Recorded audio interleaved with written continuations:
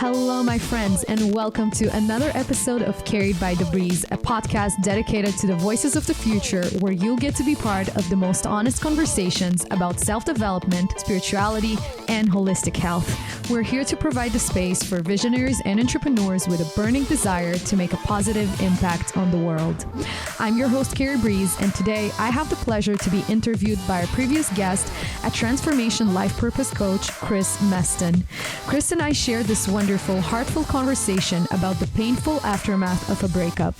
Following our own life experiences with breakups and divorce, this honest conversation offers a valuable look into the loss of self-identity and the rediscovery of trust. We talk about ways to rise up from the pain and how to find the courage to love again and open up to new opportunities. From the confusion and self-judgment to uplifting journey of personal growth, accountability, and forgiveness, join us on a transformative exploration of resilience and healing. Let's begin. So, Carolina, why don't we talk about, this area of heartbreak and divorce? Because I know that's what that's what led me and you into this mutual, understanding and the lessons that we've learned. And that last podcast was really, a great opportunity for us to really talk things out. And we can do many episodes on this topic, but oh yes, there's much to talk about.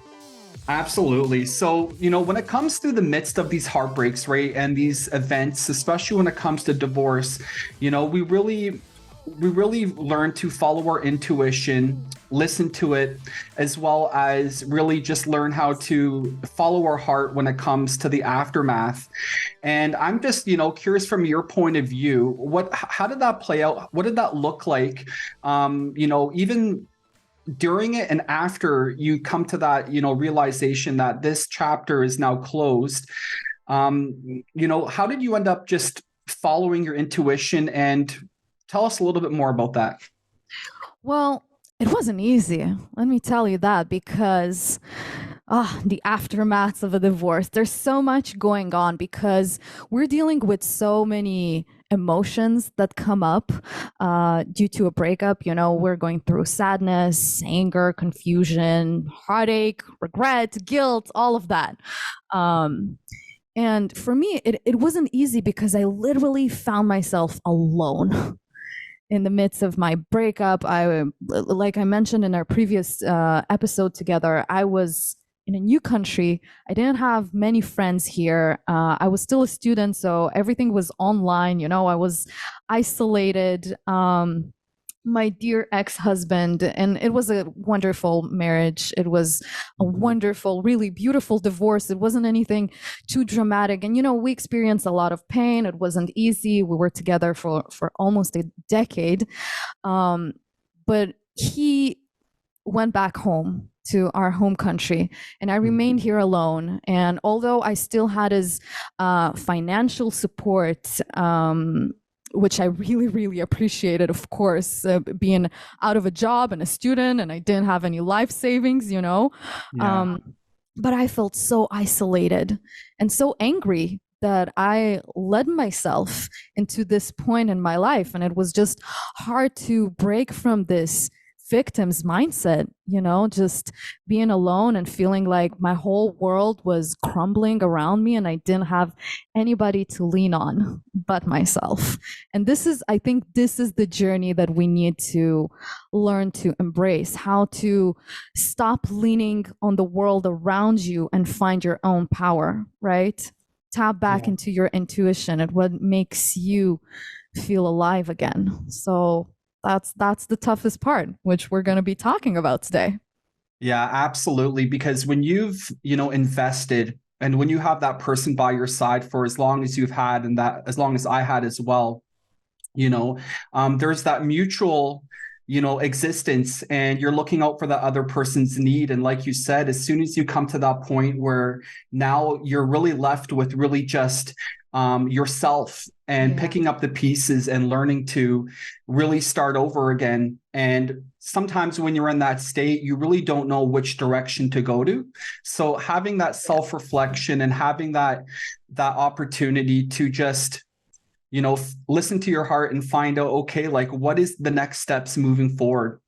And I know that we both, share something in common just regarding the way that we've been looking at the world. And I know that, Yes. I know our exes, really had perhaps a different worldview and an understanding of what's been going on. And I think that, a deeper level of understanding and awareness of the world that we find ourselves in and the opportunity that we can still use in the midst of that brokenness to take one step at a time and to figure out, okay, this circumstance and this tragedy that I'm in right now, there's an opportunity for something more than ourselves. There's an opportunity for us to go into a direction that is going to give us greater fulfillment and greater purpose. But first and foremost, we need to do that. We need to do that inner work and we need to heal. And for sure, there's so much to detach from in that process, not only your ex, but just the feelings of betrayal. I know for sure that I felt betrayed for a while. Yeah, it's a really painful experience, right? Like betrayal, hurt, really feeling that pain of, understanding that that person isn't the person that you really thought, they would turn out to be. And that can really take a toll on your ability to really. And it's not even to say anything negative about them, right? Everybody's entitled to be who they want to be in this world. It's just like your own understanding of the relationship is crumbling down in the process. This is where the betrayal lies, basically. Absolutely. And like you said, it's also like our perception, right? And the way that we, because I don't know about you, but I'm always the kind of person that loves to give people the benefit of the doubt. I'm a very Yes. by nature, I'm a very like, silver lining kind of guy that I always like to see the positive in every situation. And I don't think that's a bad quality to have. But I think that's why both of us love Hallmark movies. Right? I know, right? Who doesn't love a classic love story and a classic Hallmark movie? It tells a lot about a person. Yeah, go ahead. Sorry. Exactly. But the thing is that, this topic of being able to trust ourselves, right? So in the midst of experiencing a painful chapter, an event like a divorce, often we can look into ourselves and think, man, like, how am I ever going to be able to really trust my intuition? Because we made that decision to invest and to go down the path of marriage. Yes. And at the time, it probably felt so right in our intuition and in our heart's yearning, right? And then, oh my God, yes. Then we experience a painful reality, and then that allows us to kind of look in the mirror and say, like, we look at our blind spots and say, okay, like, what was he doing? What was he thinking? Well, exactly, right? And so, like, I'm just wondering, like, for you, how does that trust factor play out when it comes to, your decisions that you're making right now in life, and even for the potential reality of loving again and finding somebody?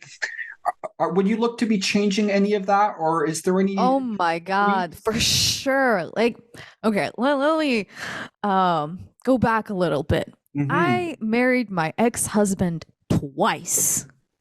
Okay. Twice. Okay. First time we eloped. We took ourselves to a beautiful island next to Greece, and it was just the two of us. It was beautiful. I never thought that it's gonna make me as emotional as it did. But I was in a room with the man that I considered to be my entire future, with the man I wanted to grow old with, and it touched me because, I've never been the kind of girl that was excited about marriage and the white dress and everything, but it was beautiful. It was beautiful. I married my ex-husband out of love. And then we came back home. We were married for a year and we decided to leave for a different country, and COVID happened, and, lockdowns and all of that. And we kind of squeezed this little wonderful, romantic, beautiful wedding right between the lockdowns, right before we left to Canada. So we married each other the first time just us in a room with some Greek lady. And Okay. the other time surrounded by family and friends. And both of these times I was convinced that this is it. Yeah. This is it. I'm making the best decision of my life. We were great together. We had a beautiful household together. Every time that people came in, they told us how beautiful it is, how warm it feels, how our relationship just feels so wholesome because we had a great friendship between us. Like my ex-husband, God bless him. Great guy, Yeah. literally. Like I know that life took us different places and all these tough feelings that we've went through, but I don't have negative feelings about my previous marriage, although the aftermath wasn't easy to go through. um Yes. but yeah, I just remember after our breakup thinking, God damn it, I've made it twice. How can I ever trust myself again? Not even thinking about will I ever love again? Yeah. Like that was something that wasn't even on my mind. I was so broken. Um and it was such a tough thing because I think whenever that kind of thing happens, like I said, your entire world starts crumbling down, and you start questioning yourself. Where did I go wrong? Like, am I dumb? Like, I've made this decision. I put myself here, and it requires a lot of um, awareness, self awareness, taking responsibility over your actions and your choices. And you're like, shit, am I going to be one of these people who are going to have multiple marriages until they hit it, hit the Yeah. jackpot? So it's quite a journey to learn to trust yourself again. And I did a lot to regain that trust. For sure. It absolutely, it plays a toll, right? Like you said, when Yeah. we made that decision to say I do, none of us anticipate and would ever want to think about the prospect of that not working out. Yeah. And when you're describing that romantic scene on that second I do, that second wedding, I really sense, and you're a lot like me, like I think we are definitely that hopeless romantic type. And I really admire your maturity to still look back and to still recognize the beauty and the positive parts of that marriage, right? Because Oh, for sure. a lot of people can get really bitter and they can really play the blame game and but the Oh, I've reality been there, done that, yeah, for a one while. 100%. And I can really resonate with that, right? Because of course things didn't work out the way that we wanted it.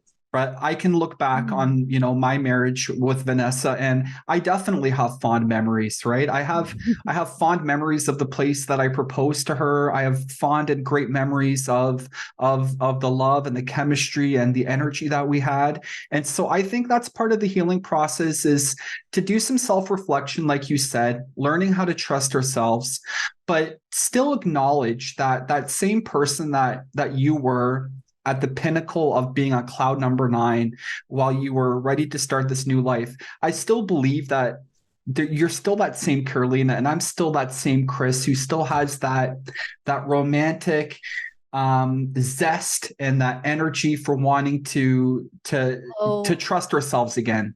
the romance isn't gone.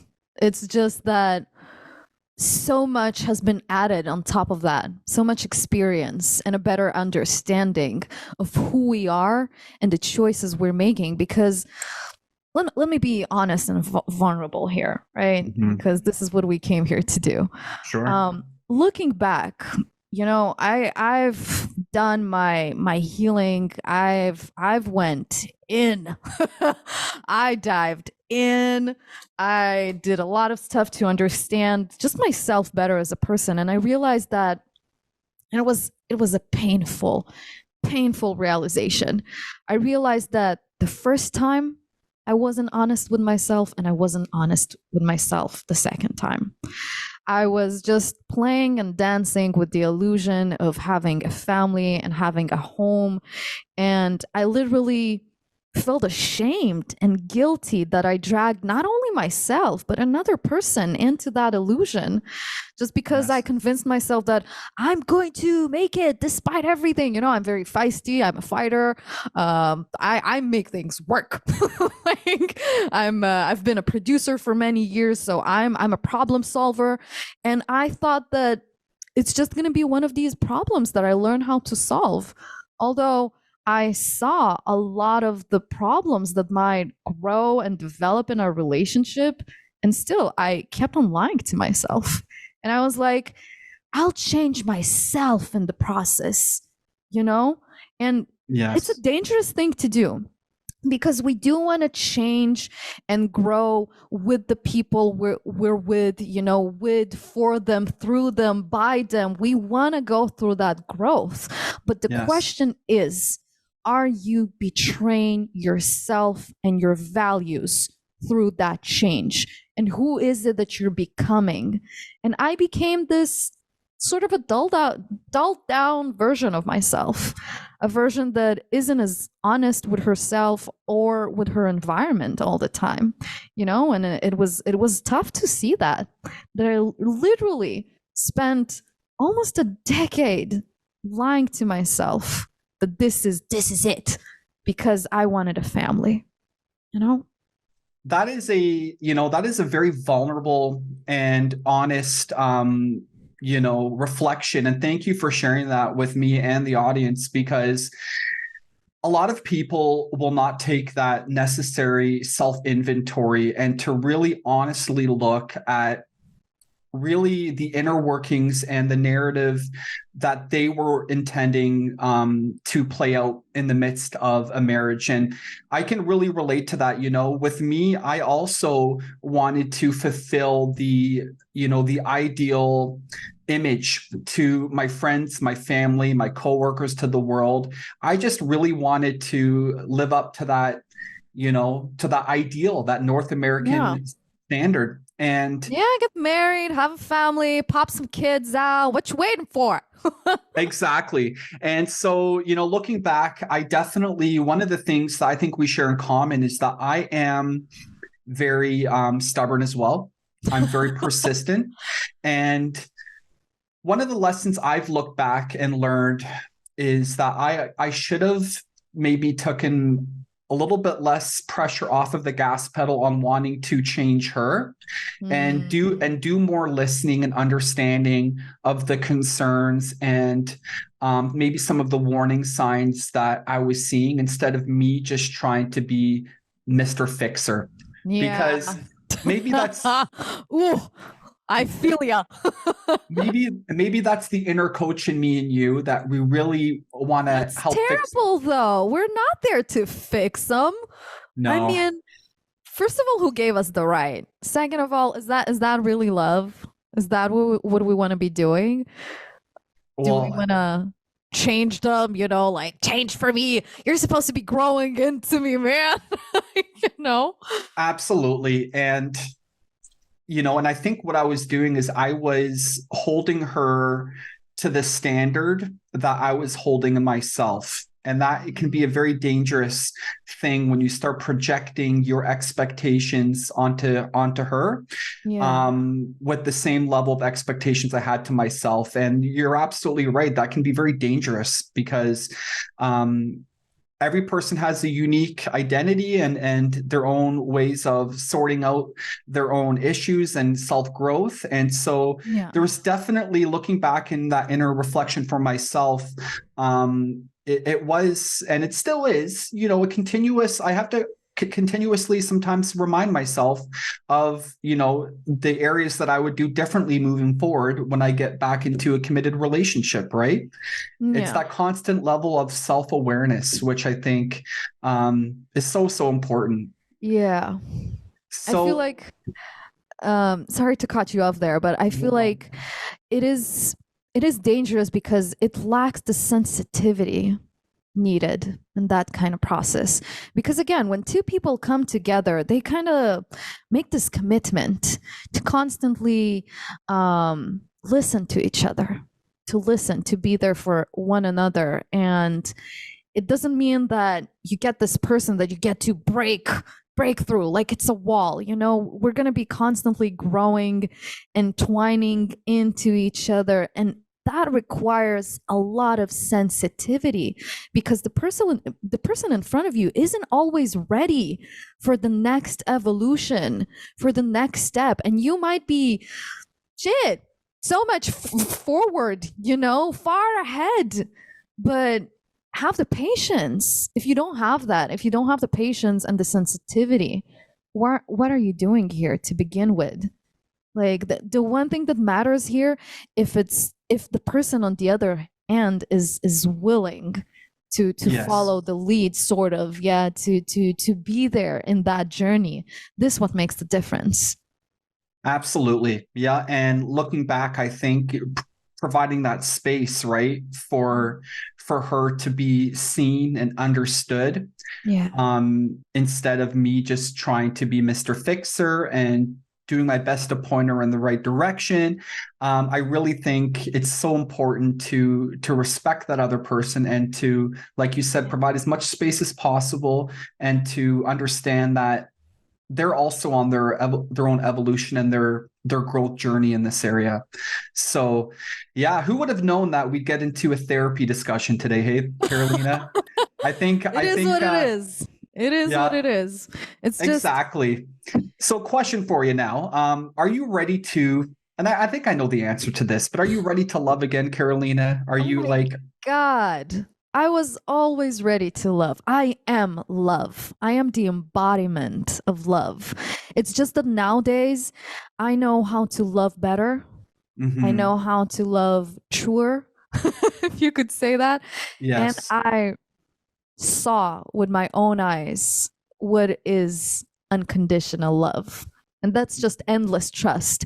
And me, coming from a broken household and having a lot of abandonment issues, let me tell Yeah. you that I used to hold on to my relationships like, like it's my life is depending on it, and I thought that if I pump my assertiveness into that, and all of me, and I give and I give and I give, that means love. But love, Yes. it works both ways. It's just a constant communication. It's trust. It's never expecting anything in return. It's just Yes. knowing that by you being there and feeling worthy, it's coming. You don't need to worry. You don't need to convince anybody to love you. You don't need to prove yourself. God damn it. Because people love you because they love you. They love you for who you are, or they don't love you at all. You know? And Exactly. and this is something that I've learned, and of course I'm ready to love again. Of course. And it was Yeah. and it was painful because, not even talking about my divorce. Yeah, that happened when almost, I want to say, 2.5, 3 years ago. I've been through my recent breakup just 6 months ago. And that killed me. It Mm. destroyed me. It left me broken. It left me penniless. It left me dealing with all sorts of emotions. And it happened after a very, very significant mushroom trip I had. So I was tripping, let me tell you, for months after that happened. And I really had to put myself back piece by piece and literally gain a new sense of identity, Yes. because um same as the my divorce, yeah, but this breakup in particular made me ask myself, who am I? Who am Yes. I? That's the one question I think a lot of us are dealing with, especially when you're left all alone, without the person who used to reflect back to you, who was your mirror. Yes. Yeah, it Yeah, was a tough absolutely. question. It really is. It's a really good segue into identity, which we'll get into just in a minute. But I really admire your resilience that despite, the divorce and despite your breakup, there still is an unwavering hope and a desire to love again.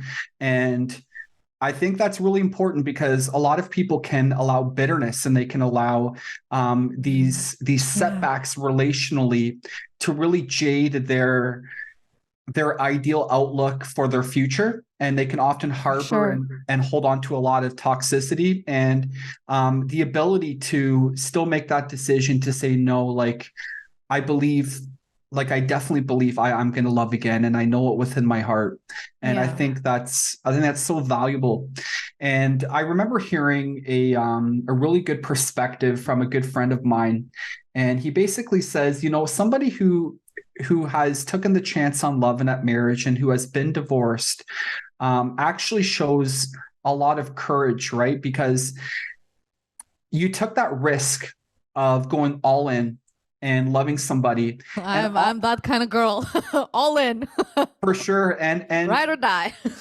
absolutely, and you can often develop a deeper sense of love after divorce, going at it a second or even a third time.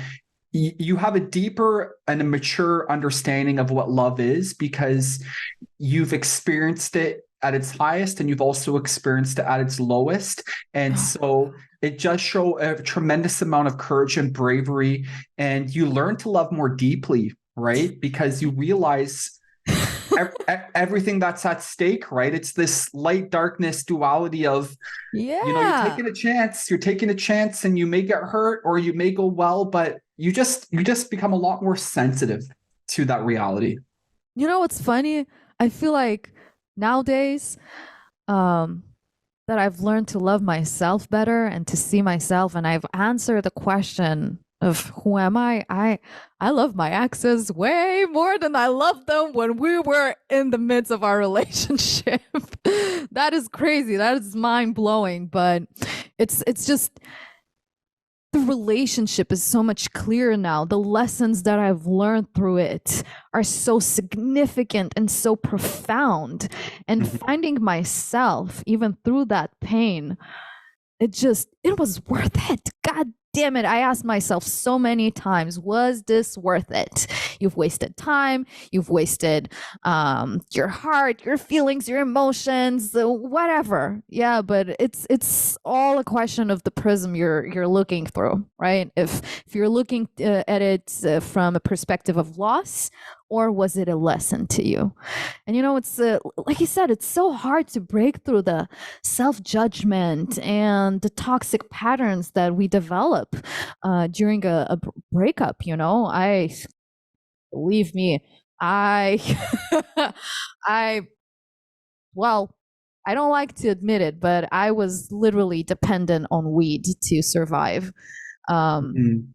through months after that breakup. Like I developed an addiction, like a Right. literal addiction, because I couldn't deal with the self judgment, with everything that I was, the guilt. I felt guilty for breaking the relationship apart, for potentially hurting another person, for, again, the time wasted, right? That's the one thing that is never coming back, our time. Um, and yeah, it takes a lot to climb up from the pit bottom and to find yourself again and to answer all these questions. And god damn it, the harmful patterns we develop. Some people shut themselves down. Some people, develop this avoidance from the world. I'm never gonna love again. This is the end of me. This is the end of my life. That's it. I'm never getting back to dating or whatever. But weed, harm, alcohol, like it happens. It happens. It's human, right? Yeah, It's one way to deal, but that's a question of how much time you want to be, again, wasting on that as well, and letting the hurt to perpetuate itself, and being stuck in that cycle. for sure. Yeah. And you know what? Like, again, your vulnerability, I think, is really going to help encourage those who may have also coped in that Mhm. similar manner, right? Whoever's listening, I'm sure, if they were honest with themselves, to some extent, we all have our own coping mechanisms, whether it's through alcohol, whether it's through weed, whether it's through porn, whether it's through any other, harmful, Sex. yeah, Yeah, just yeah, like meaningless, meaningless sex to just shuts your emotions, like people deal in a lot of ways. yeah, absolutely. And it's very common. And I think it's really important that we recognize those coping strategies and we learn from those mistakes, right? Because it Yeah. takes a lot of guts to be able to soberly get through those trials and those difficult periods without having to resort to those harmful coping strategies, because Yeah. that's when you're really left to face and to really go through that healing process. And it's not fun, right? Because when we have to look at ourselves in the mirror and genuinely and authentically go through that work, Yeah. it's not going to be easy, but I think what's over on the horizon of that is such a better and just a better you, right? You're going to be able Oh, it to. made me who I am. Quite literally. Like I couldn't see it back then, but it's funny because the question of who am I was kind of embedded into that breakup, into my most recent one, because oh, it's just such a trip to be talking about it now, just months after when I've done all this healing, right? But it was literally the question of who am I was at the heart of it, because at that time I was going through my own processes. I took a deep dive into hypnotherapy, Okay. and I was doing hypnotherapy every day, multiple times a day, which isn't advised because the integration process takes time. But being just this crazy person I am, I guess, Mhm. but I go hard. Like literally, I don't have mercy towards myself sometimes. Like it's something that I needed to learn how to just take it easy, take it easy. But I was doing a lot of hypnotherapy. I was healing core wounds. It was the first time in my life where I had the courage to look at the hurt I had festering inside of me that was literally kind of, it was just affecting everything in my life. How I see my relationship, my romantic relationship, because my fear of abandonment Mhm. was, it was there. I could feel it inside that relationship, and I needed to let go of that, because my partner at the time reflected it back to me, like, stop being scared that I'm gonna leave, like, woman. Yes. Relax. And I couldn't do it. I couldn't do it because my gut was twisting, my intuition was going like you know and Yes. I started healing a lot of core wounds that I never had the courage to touch on before that. I had the opportunity to forgive my abusive mother, not in a sort of, calling her up and fixing the relationship of or something of that sorts, because Mhm. she's out of my life, God bless. But I fixed that within myself. I went through so many forgiveness processes. I let go of a lot of stuff. But what happens in that time is that the world you knew before that starts crumbling down, quite literally. Like your sense of identity starts changing and shifting.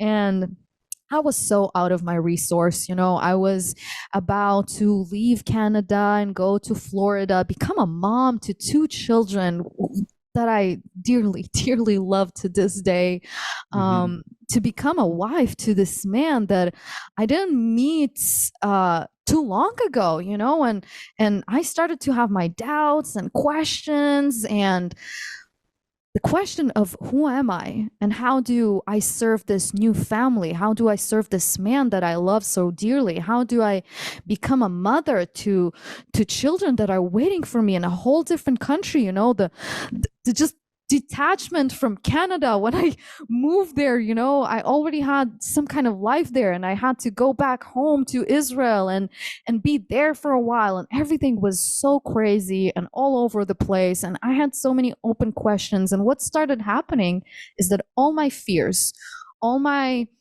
destructive patterns, all this shit, like literally shit, started floating to the surface. And being out of resource and tired and malnourished and scared, it just, it did what it did. It made me so scared and so distrusting that it kind of destroyed the relationship at some point, you know. And I had to deal with the guilt that I felt for that, you know, that not seeing in time, not being in my resource, not showing up as myself. But this is something that we touched on before. Yes. I felt that my partner at that time lacked the sensitivity to see where I was, to see my pain and the growing pains that I was going through. And he wasn't providing me the space to grow anymore. He wasn't sensitive to the changes that I was going through. He wasn't there to answer my questions. He was there to just tell me, shut the fuck up, like let's move on, like stop being like that. And I'm like, but I am like that. Like, help me out, you know. And it's painful because you learn to realize that you gotta find yourself, man. You gotta find yourself. Nobody has the answers for you. Nobody could answer who are you. Just you. It's just you. Which I did when the relationship was over. For sure. Absolutely. You know, and I definitely resonate as you're talking about, you know, how your ex wasn't able to, you know, spot the writing on the wall and to acknowledge and to seek to understand, you know, the areas that you were struggling in during that time in your marriage. It's interesting because I'm actually looking at that example and perspective that you just brought up, and I'm looking at that through my lens towards my lack I of mean, we ability. weren't married. We were talking about getting married. Glad I didn't do another, you know, another swift decision. And Right. But yeah, yeah, but clearly you guys were still like in that stage of really like yeah. falling for each other, and but Oh, still missing some of those blind spots. I know I could have done a better job, Carolina, of spotting those and recognizing those areas, and in Vanessa as well. That was an area of opportunity that I could have capitalized on and been more reflective, but such is the case that when these chapters are over, the most important part is to understand and to do that reflection and self-awareness, to really take that accountability on our end and say, okay, oh yes. where could have what could I have done differently? You know, what could have I done to help recognize, while not, you know, getting too down on ourselves, because we can't take a time machine and go back and change it, but Yeah. we can absolutely, you know, use those inner lessons for the future.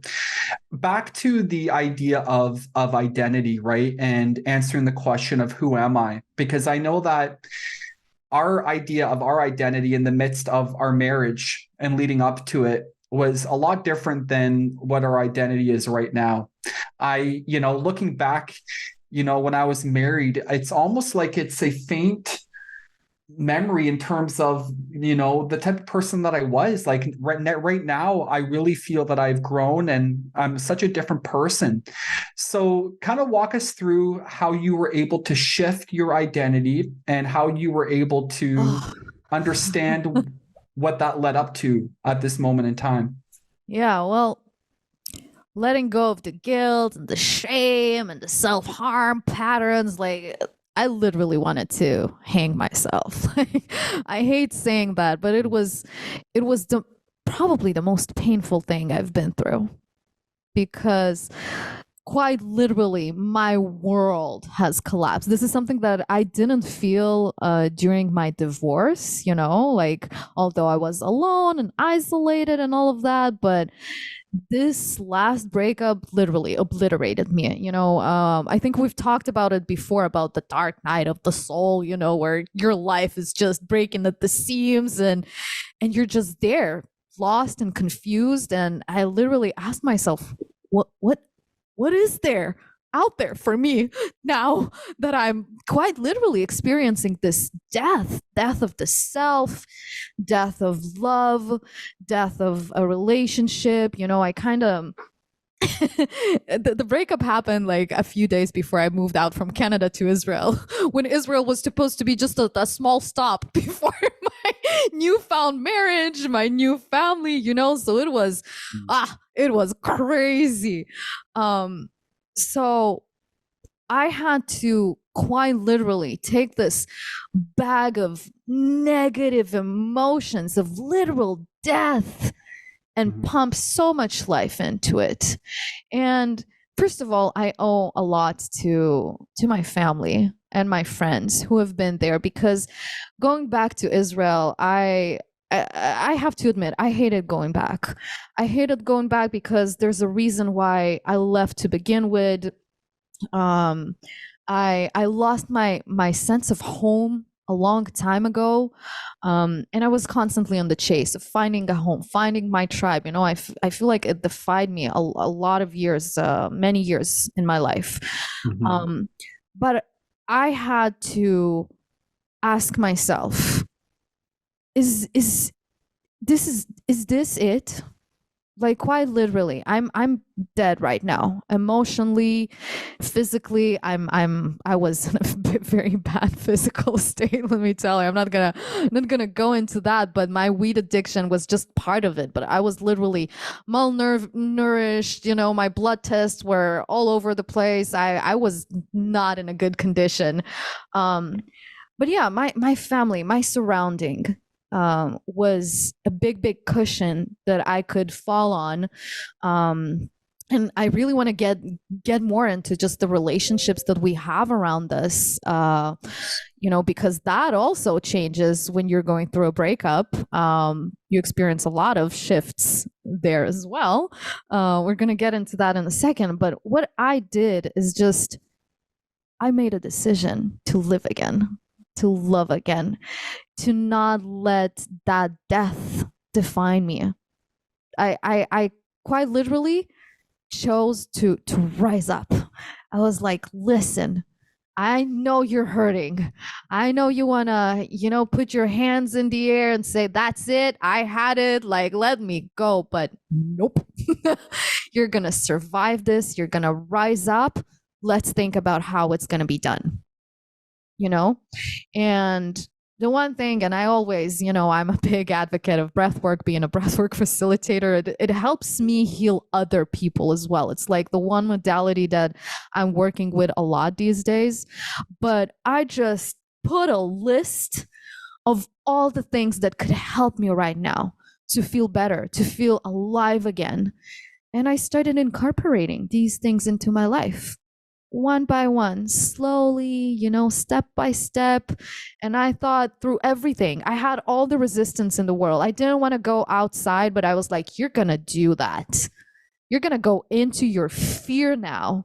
Like, this is what we're doing. We're going into your fears, into the uncomfortable feeling, I don't want to's and I can't, and you're going to tackle them one by one. And that's how you do it. Yeah. That's how you do it. It doesn't happen in a day. It's not a magic pill you take. It's a process you commit to, because you understand that you are worthy despite the guilt and the shame and the hurt and everything that holds you. For sure.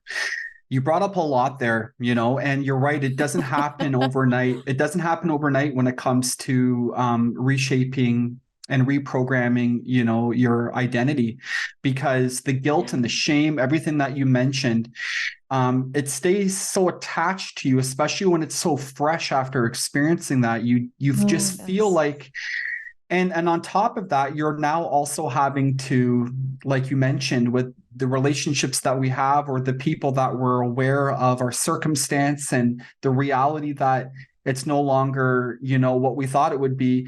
You're now having to combat that perception of how people are viewing you Oh while yeah. you're looking to really, rise up from the ashes and trying to make sense and to take that decision to move forward. And I think that those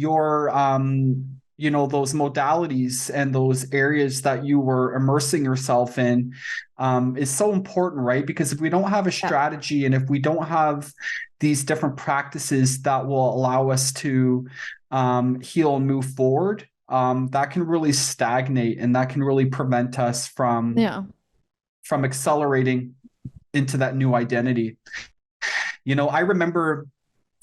I remember going to a coffee shop, and this was roughly about 3 to 4 months after the divorce. And I ran into an old coworker, and she's like, I was at the coffee shop, and she came up and she's like, "Oh, Chris, how are things with you and your wife?" She clearly didn't know Which that, wife? right? She clearly didn't know that it didn't work out, and I remember feeling my core body temperature start to go up, the anxiety. I Sweating. remember, yeah, absolutely. I was definitely, breaking out a bit of a sweat. And I remember just When you need to say that, oh, that didn't work out. that's exactly what Oh, I the said. shame. Yeah, I had to face the music, and I remember that encounter well, because that was one of the beginning of many other types of conversations with the other Oh, acquaintances or people that I haven't spoke to in a while. And I had to get used to acknowledging that reality to people. And so that was also part of my identity, was understanding, all right, Chris, so how are you going to recuperate and how are you going to move forward from what you thought was a sure thing, right? Like my yeah. identity at that time was, being this lucky guy, being a husband, hopefully being Look a at future. all the riches I've got. Look at the Exactly. love. Exactly. And then I had to, like, similarly to you, I had to make a decision, right? And Yeah. during that time as well, I was self-medicating, right? I was, Mm. heavy into weed as well.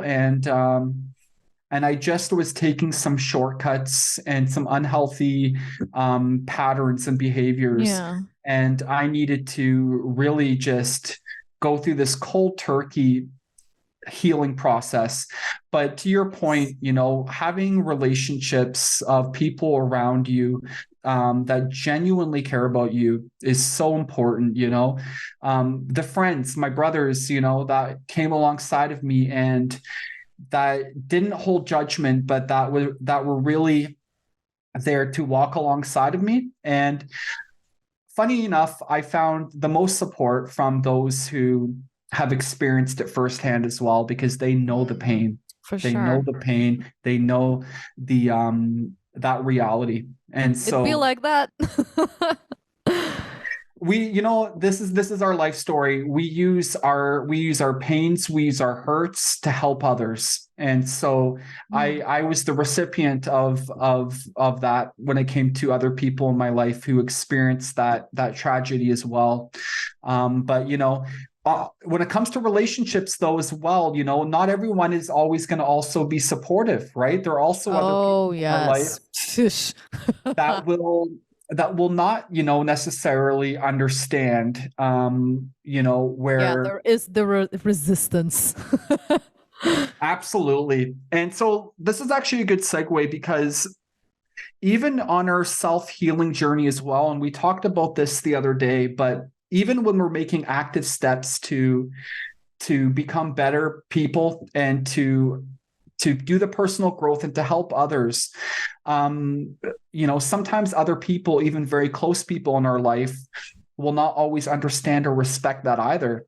And Yes. so I'm wondering, from your experience, Carolina, how has that played out in terms of really not getting that understanding and that support, or maybe even getting some of that separation or pushback regarding unlikely people in your life? Well, I have a few stories to tell.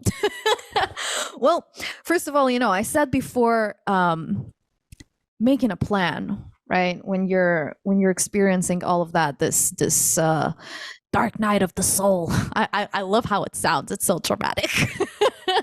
So much drama. But I don't want to be overwhelming anybody who's listening with like make a plan, because sometimes experiencing all of that, you can't possibly make a plan because you're at the pit bottom and you're like, my plan is to wake up. My plan is to survive, man. So let your plan be exactly that. Let the plan be, there is no giving up. Like giving up is not an option. Like let that be your plan. Okay, start there. Start with waking up in the morning. Start with taking that shower. And just circling back to what you said, about relationships around us and people not having it. So here I am going back to Israel, right? And where I was supposed to go back and, announce to my family, yo, guys, like I found the love of my life. And at that time, my youngest sister knew that I had plans to get married. Like she was the only person that I told to. And she was like, just by listening to me, she was like, Carolina, how does it feel to find the love of your life? And I was like, oh, that is so sweet, because she could sense just by my stories and how I was talking about that relationship that for me it was it. It was it. It was the answer to all my questions. It was my dream come true. And where I had to go back and be like all excited and tell everybody, all right, you better get ready for a Floridian wedding this summer. And let me tell you, I had plans for this wedding. I had it in my mind. Oh my God. It would have been the wedding of the century, Chris. My God. But yeah, I had to go back home and tell everybody I failed. I miserably failed. I just invested 2 years in building a business I was quite literally kicked out of. I invested all my savings to the last penny, not even thinking that the breakup was possible. I was just so in. And I had to admit a lot of things which just are summed up into a failure, right? And some people were there for me and to hold me through the pain of my failure. And I'm putting it in brackets because I don't see it as a failure. I didn't see it back then as such. I don't see it as such right now. But yeah, some people were there and were accepting, and I kind of fell into their embrace. And some people treated me like I was a failure. Some close people to me were like, this again. Like, this again? Literally, you had a divorce 2 years ago. Like, what is wrong with you, girl? And it was painful to see. It was painful to experience, because at that point I was feeling abandoned by my partner back then, and now I'm being abandoned by more people who have so much more judgment towards me. Like, you can't judge me more than I judge myself, but you need to deal with that. And you need to just buckle up for the ride and realize that not everybody is going to be accepting of this new reality. Like, just to tell you a short anecdote about my divorce, right? When I was divorcing my ex-husband, I had this female friend. Okay, we're not going to mention any names just to keep it respectful. And she was kind of my only friend back then.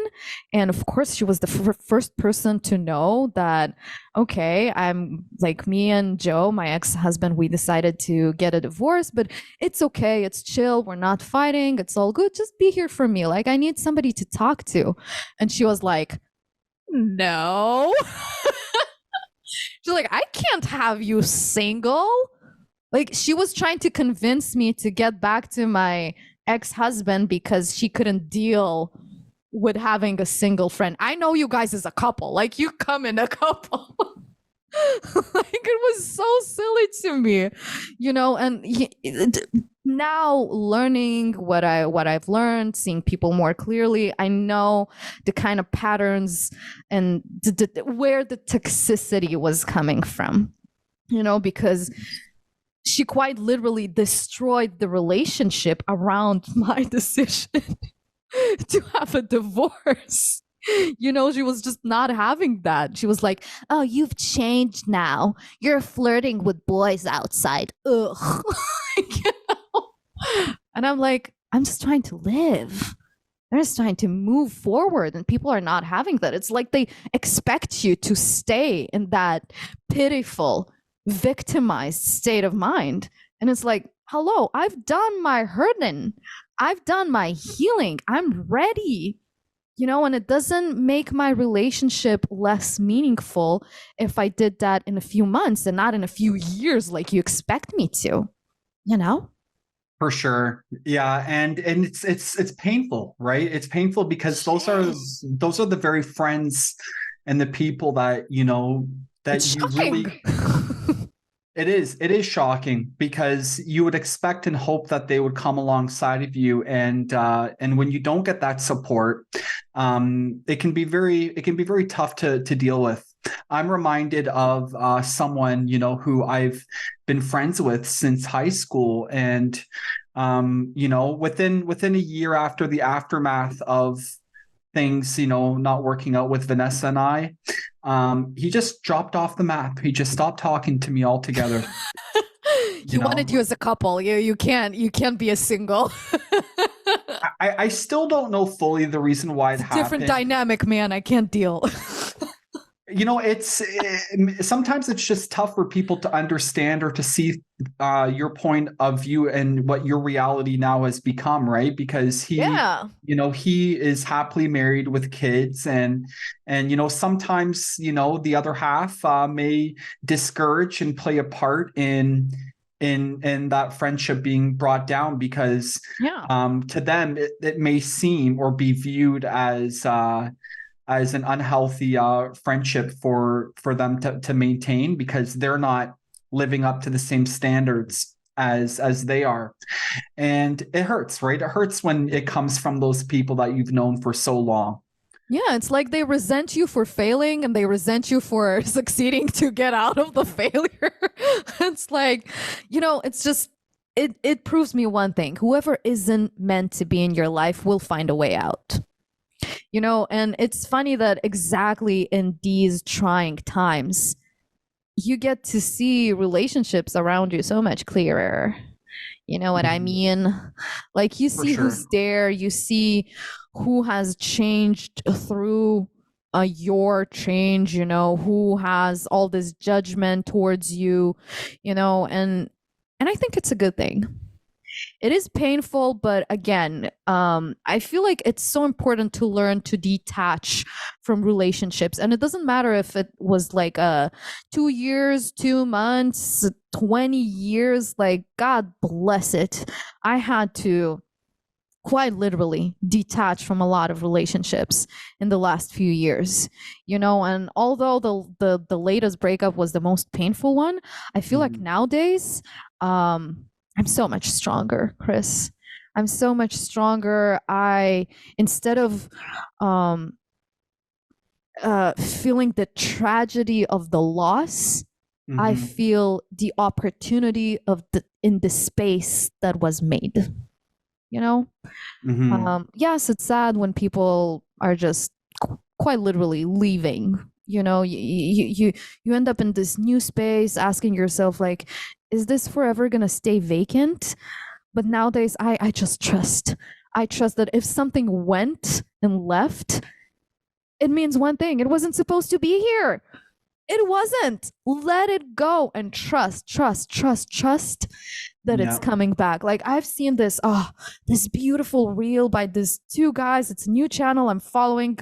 Forgive me, I do not remember the name, but it was this short reel about this sea anemone living on the beach, and it's this little pretty insignificant creature living on the rocks, and wherever there's tide, people come there, and it looks like it's gonna suffocate and die without the water, and this guy asks, like, isn't it gonna die? And the other guy explains, like, no, it knows that the sea will come back, with all the nourishment and the life. It knows. And he's like, how does it know? And the other guy goes, like, it just trusts, man. It knows. Like, it's in his DNA to know. You think that the hungry tiger in the jungle goes, spends his day being like, this fucking hunger. I better go and hang myself, man.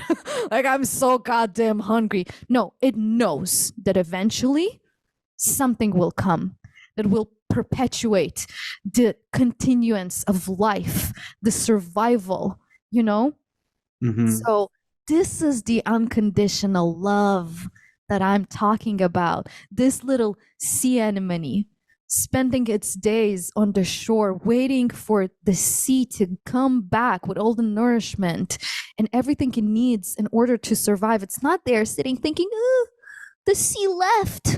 Oh, poor me. I'm never gonna have that again. It's never coming back. I'm so let me go on Tinder, find another sea. It knows.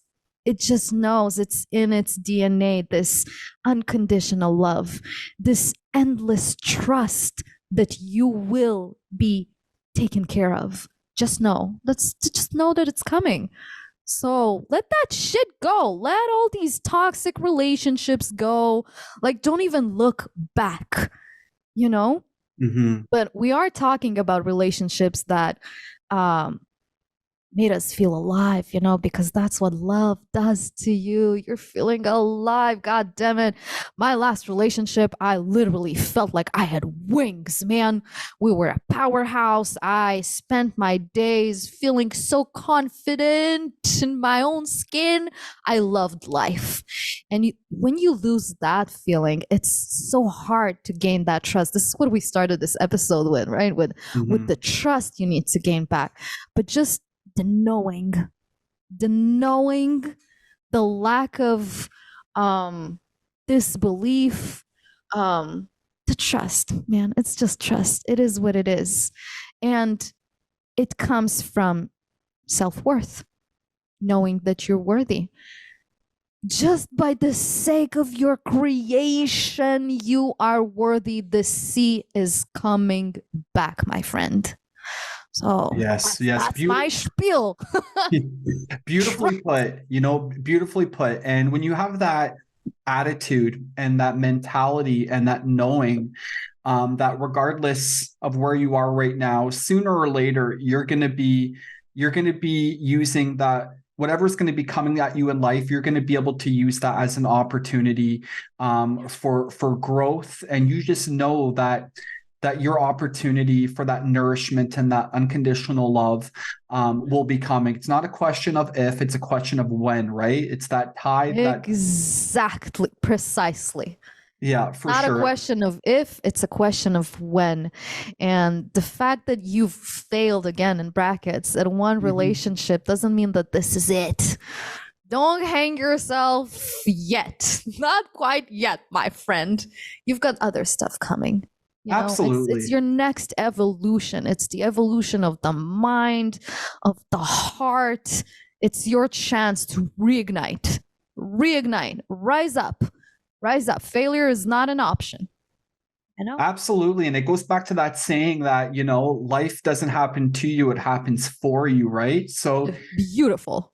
Yeah. So even in the midst of what may seem to be, negative events that may happen in the future, like we've talked a lot about this in our last episode of reframing and developing new ways of looking at our circumstances. Yeah. When we become better and better at recognizing every event that happens into our life as an opportunity instead of as an excuse to go back to old toxic patterns or old mindsets, that will only make us stronger, and we'll be able to become more resilient in the long run, and it'll just sharpen us more and more. Yeah. Right. Which is redefining loss into a win. Absolutely. And one of the perspectives I've shifted regarding relationships is that when you're growing, right, especially when you and I are taking this journey of personal growth, um, this idea of understanding that not everyone is going to be able to come alongside you and to understanding, Accommodate your growth. yeah, like, Part of it. yeah, the reality is that as we grow, not everyone's going to be able to see things from the same vantage point as we are. So that metaphor of growth itself, it's really important for us to understand, and we shouldn't expect other people to to look at things from the way that we do, because as we Yep. grow, our awareness of our reality and our awareness of life's experiences naturally is going to be different from those who aren't growing at the same level as we are. And so this is a lesson, and this is an important topic of discussion, because sooner or later, right, as we grow, we're going to be able to identify and to understand other people who are investing in that same level of growth. But unfortunately, some people are just not going to be able to come along for the ride. And For sure. it doesn't have to be viewed always in a negative light, right? We just need to understand, well, that's the reality of it, right? Just like That is just life. yeah, Life. exactly.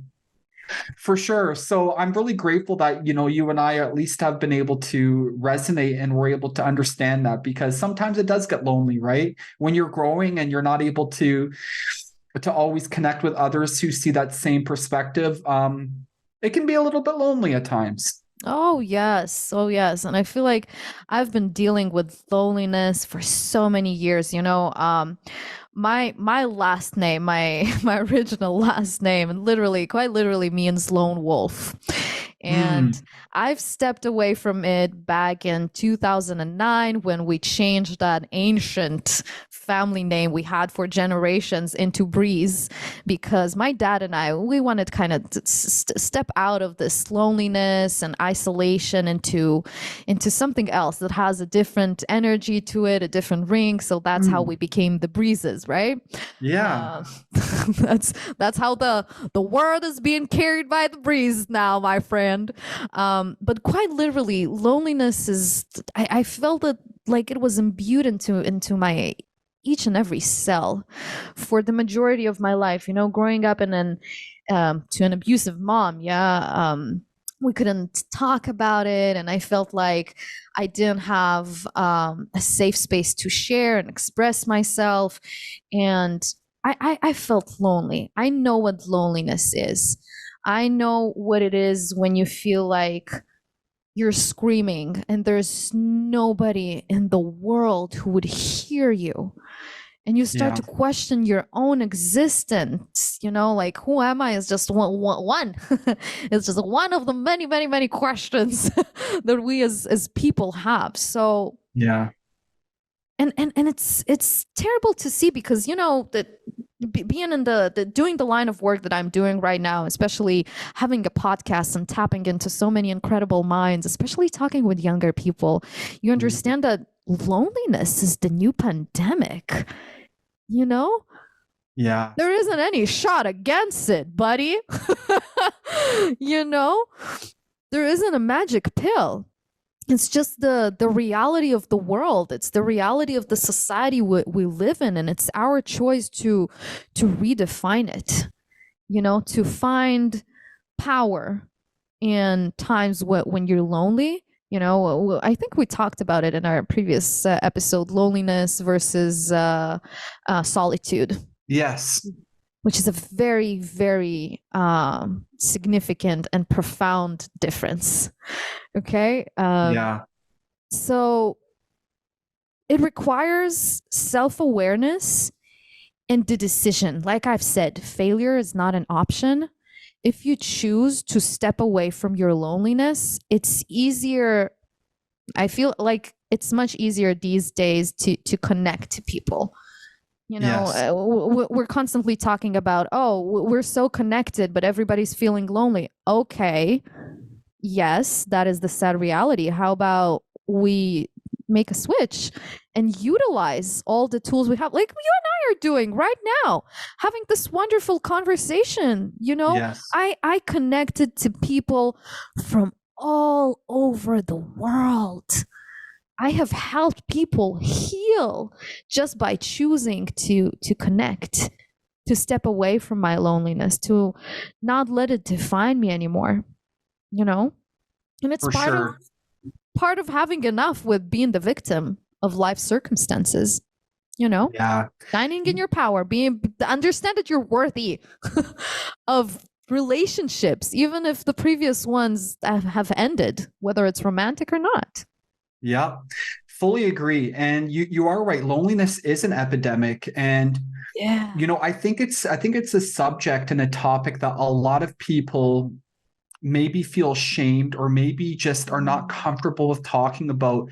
And that's even something that, I've had to work through over the years, because it can be a prideful thing to talk about. No one really Yeah. wants to admit that they're lonely, right? Because Yeah. like you said, we live in a day and age with we couldn't be any more connected from a digital standpoint, but we've also never been lonelier. It's just Yeah. these two things that doesn't make sense, but it's a reality. But And it's there. because people are getting this false sense of what reality is in this social media age, and then when they're Yeah. going on Instagram or Facebook and they're seeing these picture perfect representations of what. Illusion. Yep. And then they're taking a self inventory of their own life, and they're realizing that, wow, like I'm not living up or matching up to what I'm I'm seeing. not good enough. That is the core belief. If I'm lonely, it means that I'm unworthy. I'm Yeah. unworthy. I'm not good enough. What a It's dangerous state of mind. Been there. Been there. I could literally cry right now. Yeah. Well, That's you know what? The reality is that you and I both acknowledge that we both are still a work in progress, right? Like we've done a lot we of healing. always are.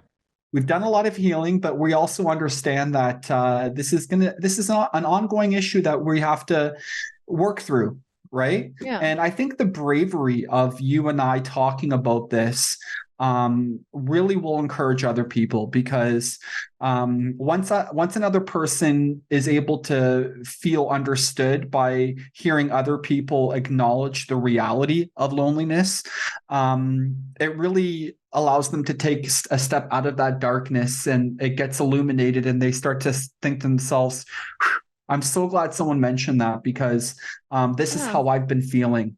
And when you're lonely and when you're in that isolated perspective, it's really hard to understand and to think that other people, know what that's like. It feels so unique and individual to us in the pit of our loneliness. And so, people, if you're hearing this right now, just know that we get it, right? And we're a lot For more connected than sure. we realize. So I know that this podcast is, we're having a great conversation, Carolina, but I do want to, kind of wrap this up and bring it back to the point of this conversation. And I think that is in the midst of a really, destructive experience, a very life-changing experience of divorce, that doesn't need to define us, and it certainly has not Yeah. defined you and me. In fact, I Doesn't really define believe. your life in general. Exactly. You and I think, have used this painful experience to become a lot wiser, to grow more into Yes. our identity, and to use this to help others out of the darkness, and to and Yes. to and to grow. And I think that's so important. Carolina, why don't you share with us, what the audience, a little bit more of where they can find you, and if they're struggling with a particular area that needs healing, please share with the audience of where they can find you, and again, recap what kind of services you offer, so that way they For can sure. hopefully connect with you. But before we get into this little advertisement of my services, which are spectacular and amazing, just one tip that might be helpful for people who are struggling right now. I always talk about it on my channel about redefining tragedy and loss into opportunity, right? We mentioned that. Mhm. Redefining your life into an adventure. Adventure, my friend. Okay. It has a lot to do with inner child healing and all of these processes, but just one tip: try and look at your life like this is the book of life. You know, you have this beautiful, long book with as many pages as your life is, right? And would it have been a book with only the best stories, just the good stories? Everything is great, everything is wonderful. You would get bored after the third chapter, my friend. Okay, you would just leave that and you'd be like, nothing is happening. Like these little moments in life, little or big or whatever, any kind of tragedy that we're experiencing, it's just part of a bigger, larger tapestry of life. Don't let that one moment define the entire story. No, it's another stepping stone into the next chapter. It's another cliffhanger.